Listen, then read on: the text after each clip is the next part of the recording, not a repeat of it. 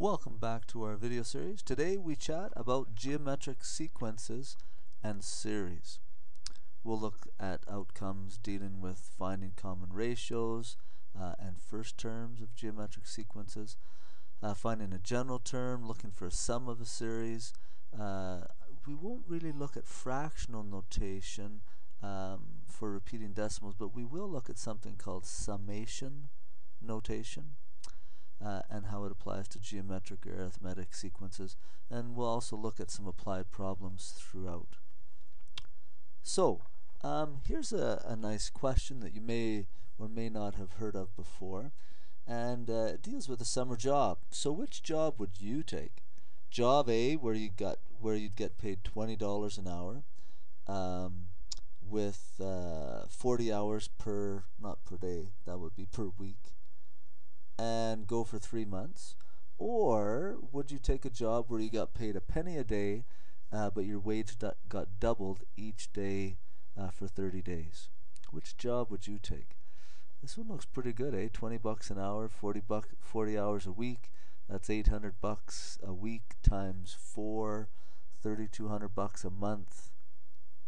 About times 3 months, that'd be about $9,600 all told for the summer. That's a pretty good paying job. How about this one? Get paid a penny for the first day. So day 2 you'd get 2 cents. Day 3 you'd get 4 cents, and you just keep doubling your wage.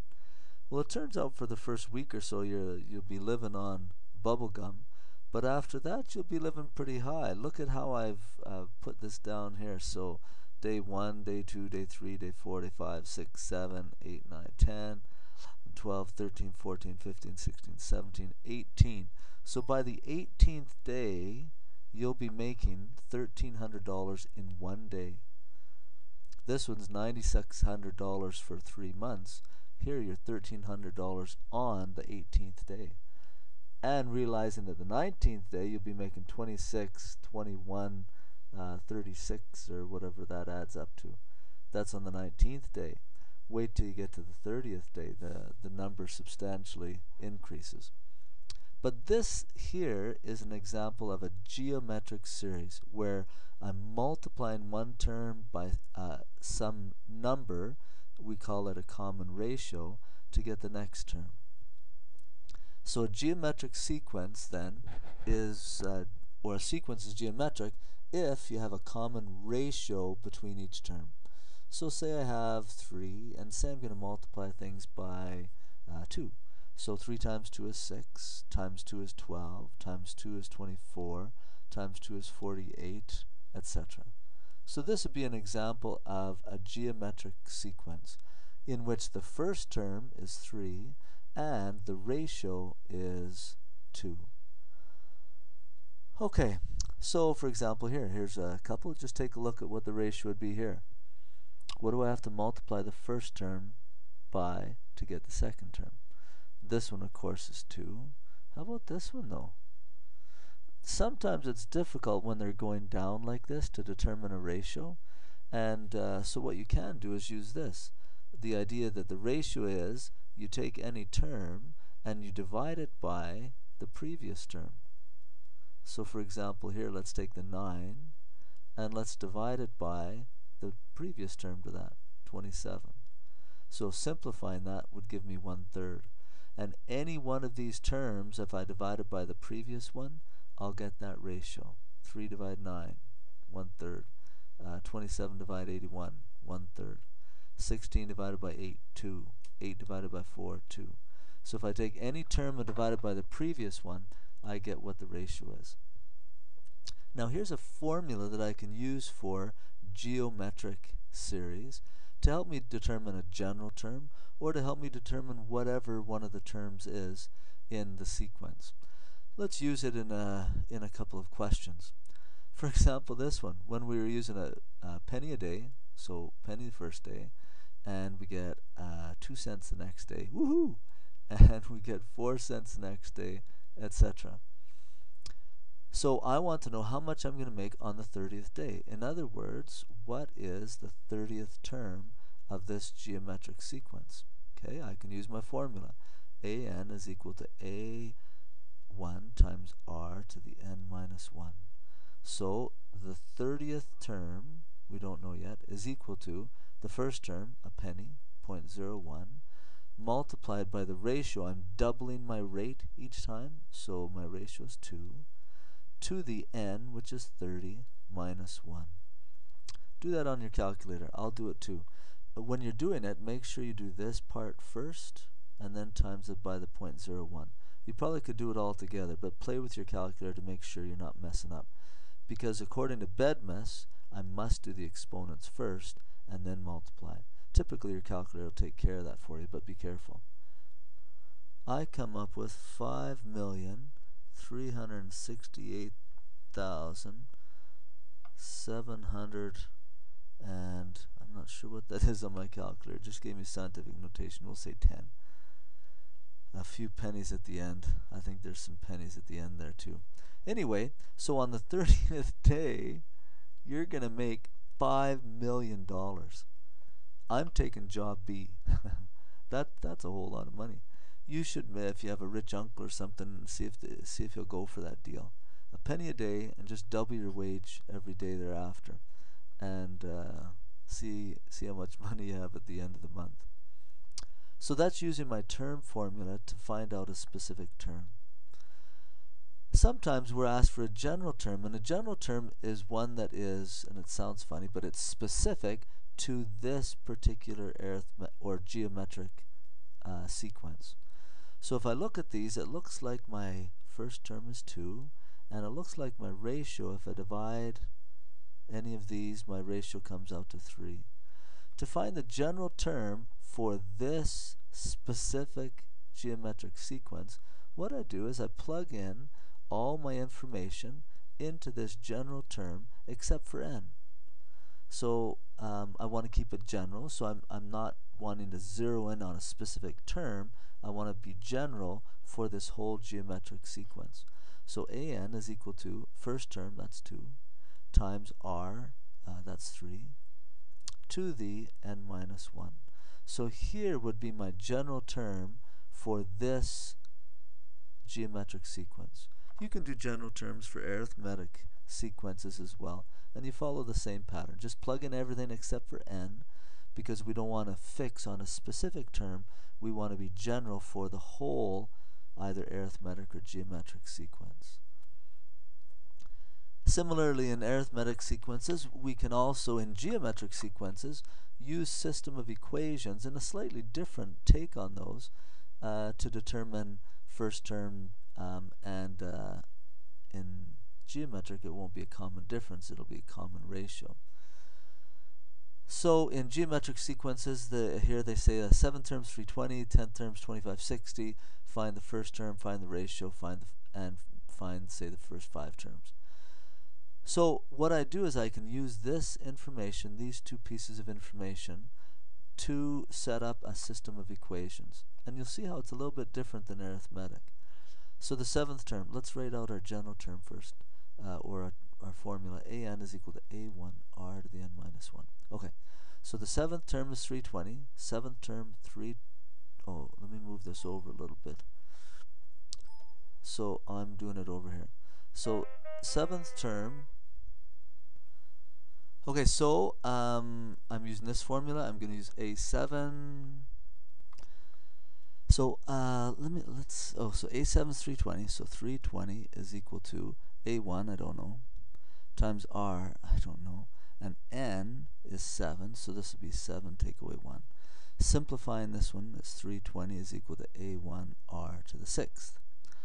Similarly, if I do this for a10, the 10th term being 2560, I'll write 2560 is equal to a1 r to the 10 minus 1, or 9.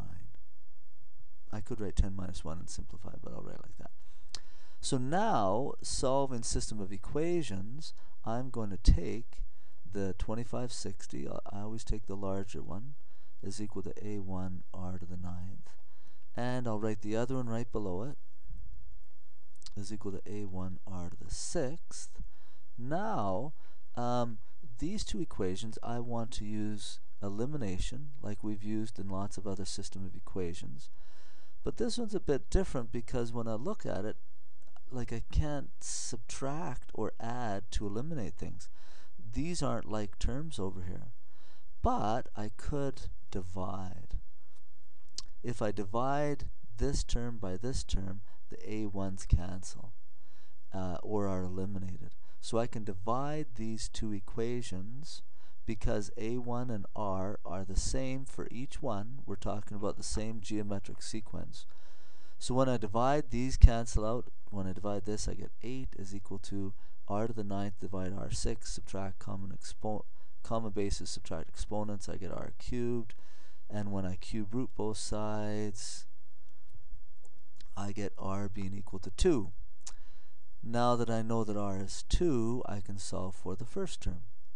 So find A1. And let's use the smaller equation. 320 is equal to A1 R to the 6th. I know that R now is 2 to the 6th. A1 is equal to 320.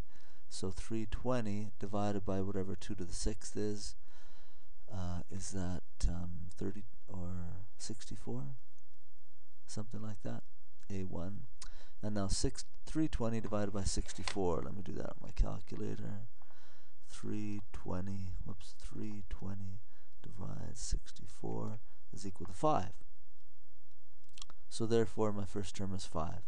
Now I can give the first 5 terms. If the first term is 5 and the common ratio is 2, the next term's got to be 10. Times 2 is 20, times 2 is 40, times 2 is 80, etc. Okay, so that's how I can use system of equations to solve for the first term and the ratio of geometric sequences. In addition, geometric sequences can also be added up, and we call those geometric series.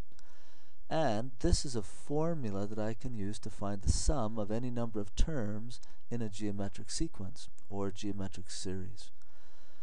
So let's go back to our question here, where we were doubling our wage, making a penny a day, then 2 pennies, etc. If I wanted to find the total amount of money that I made during that month, I could use that information, where my first term was a penny, and my ratio was doubling each day. So if I use my formula, the sum, let's figure it out for 30 days. The sum of 30 days is equal to first term, penny, times 1 minus the ratio to the 30th. Notice the placement of that 30. It's inside the bracket, not outside. All over 1 minus the ratio. Let me do that on my calculator. And it comes out to, oh, that's a big number, $10,737,418.23. Okay, so go for that job. Hopefully you can get one. Okay, so here's another example where I could use a sum formula, and if I wanted to know what the sum of this series was, I can plug all my numbers in. Let's just try that for a second. So 1 would be my A1, and my ratio looks like I'm times them by 2 again. But they don't tell me how many terms there are in this series. Like, I don't know which term that is. So I need to know that because I need to know n. When I plug in here, I need an n in there. So, well, maybe I can use this formula here. Let's try that. An is equal to a1 r to the n minus 1. So I know that this last term is 1024. I know the first term is 1. I know the ratio is 2. But I don't know what n is. Ah, there's a nice. So I know all my things except for n. Oh, and n's in the exponent. Oh, enter logarithms. Oh, I like this. So divide both sides by 1, or rewrite this as 1024 is equal to 2 to the n minus 1. Sorry for getting just a bit excited with the logarithm idea. Now, if I need to solve for n, it's in the exponent. I can either change this to logarithmic form. So remember, it'd be log base 2 of 1024 is equal to n minus 1. So that's just changing the form. Let me write that. Or, so I could do this, or I could log both sides. So let's log 1024 is equal to log of 2 to the n minus 1. And in both cases, these are base 10. In this case, they're both base 10. So then I'd use the power rule to bring this out front. So it'd be n minus 1 times the log of 2 is equal to log of 1024. Divide both sides by log of 2. Let me do that on my calculator quickly. I get 10. And then add 1 to both sides, I get n is equal to 11. So there's 11 terms, or that 1024 is my 11th term. So that's what I'll plug in for n. I'll plug in 11 right there.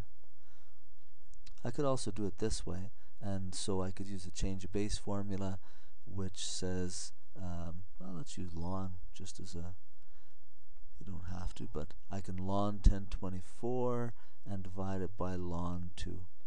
And that's equal to n minus 1. When I do this, it does come out to 10 again, and adding 1 on both sides, I get 11. So same kind of thing. Now that's just figured out n, what number that is. Then I'd plug it into that formula and solve for the sum. Now sometimes you'll have a geometric series, and these are specifically where the ratio is in between 0 and 1. But you'll have infinite or geometric series that go on forever, like a bungee jumper dropping. You know how they come and they fall and they come back up and fall, and they just sort of keep coming back a little bit, and they just almost never-ending kind of bounce. And these bounces at the end, if you were trying to add up the total bounces, would be almost insignificant, but they still would be sort of vibrating a little bit at the end. So I can use this formula to figure out what the sum of an infinite geometric series is, or one that basically goes on for forever. So for example, a bungee jumper drops from height 100, drops down. They bounce back a half, always a half, of the fall distance. So if they fell 100, they're going to bounce back 50, and then they're going to fall again that 50, and then they'll bounce back 25, and they'll fall 25, etc. So the question is, how far will they have fallen by the time they come to rest? So what I'm wanting to add up is these numbers, the fall distances, 100, and then 50, and then 25. Let's write those. 100, then 50, then 25, plus half of that, plus half of that, plus etc. So I want to add all those numbers up, but it just keeps going on forever, but the last numbers are almost insignificant. And so what I can use is this formula. So the sum of an infinite geometric series is equal to the first term, that would be 100, divided by 1 minus whatever the ratio is. Oh, we didn't figure that out. Oh, but it's always coming back a half. If I take any number and divide it by the previous number, it gives me my ratio. 50 divided 100, 25 divided 50, I'm getting a half. So I'm going to have 100 divided by 1 minus a half is a half. 100 divided by half, 200. So the total distance this bungee jumper dropped would be 200. Now if you haven't seen, and I should tell you, go to YouTube, and there's a great example of this. Just search for maybe bungee and quad. There's a picture that's really quite cool of a person that got bungee strapped in between two poles, and they pulled her back with a quad and let her go, let her shoot, and it looked quite fun. Don't know if I'd do it, but it looks quite fun. Okay, the final concept here in geometric sequences, although this could apply to arithmetic as well, is something known as summation notation. And summation notation is just a fast way for us to describe some kind of pattern, or describe, in this case, a geometric sequence. And the way that this pattern works, or the way that this notation works, is that I have this symbol, the capital E symbol. That means add them up or sum things. This number always at the bottom tells you where to start, and the 5 tells you where to end, or the number on the top tells you when to end. And this here is sort of our formula that we plug these numbers into. We always start with the number that's given, and we only use integers, and we always go up by 1. So if it tells you to start at 1, I plug in a 1, then I plug in a 2, then a 3, then a 4, then lastly a 5. This tells me when to stop. So if I plug a 1 in here, this summation notation would be equal to, plugging in a 1 would be 2 to the first, plus, adding up, remember, 2 to the, okay, let's plug in a 2, plus 2 to the, plug in the next number, 3, add the next number, and the next one, and I ended at plugging in 5. And then summation notation tells you to add these, so 2 plus 4 plus 8 plus 16 plus 32. And when you add those together, you get 6, 14, 30, 62. So the simplification of this is simply 62. So summation notation tells you to add things. This is where it tells you what numbers to start plugging in for your variable. And you go up by ones from this number until you stop at that number. Sometimes they might write them like this. If they have k is equal to 1, summation, and they have, say, 2 to the k here. In this case here, where they want you to go from 1 to infinity, this is an infinite geometric series. And so what I could use is I could use that formula for the infinite geometric series, 1 minus r. So I just need to figure out what a is, what r is, and I could figure out what the sum of that one was. So in this section we've talked about geometric, both sequences and series. We've seen that there's formulas that can help us determine terms or ratios or numbers of terms in a geometric series. And there's also formulas that help us determine what the sum of those geometric series are. Okay, and with that we'll close for today.